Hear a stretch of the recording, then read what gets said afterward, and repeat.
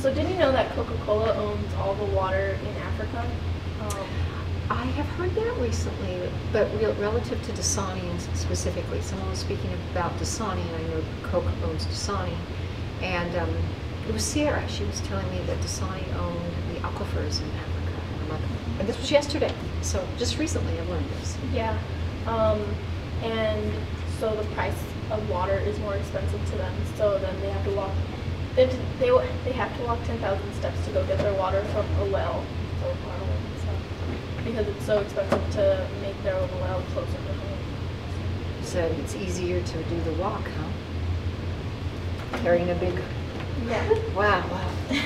My neck hurts thinking about it. So what do you think about water bottles and how they affect the ecosystem? I don't tend to buy bottled water. Period. It would be a real rare thing for me to do it for a number of reasons. And the aquifer thing, this is pretty new information to me. So that just added to the way I felt. But off-gassing, you know, like you have a bottle of water in your car and the plastic off-gases in your car, and if it's like 115, because you know your car gets hotter than outside, that contaminates your water. Also the plastic tends to off-gas as it breaks down, so that's a problem too.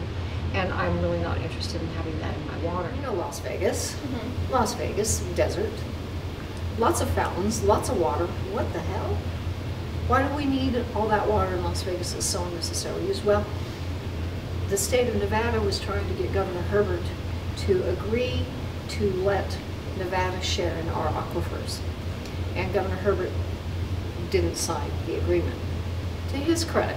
I don't always agree with him, but I think that that was reasonable. I don't know what his reasons were exactly, but so the idea was that they would take our aquifers and use them to make Las Vegas fancy, which is a complete waste of water, especially in a desert. Why would you ever do something like that in a desert? I mean, I understand why Las Vegas grew up in the area that it did. I get that. Nobody wanted the land, and you know, some lobsters could go there and do what they do.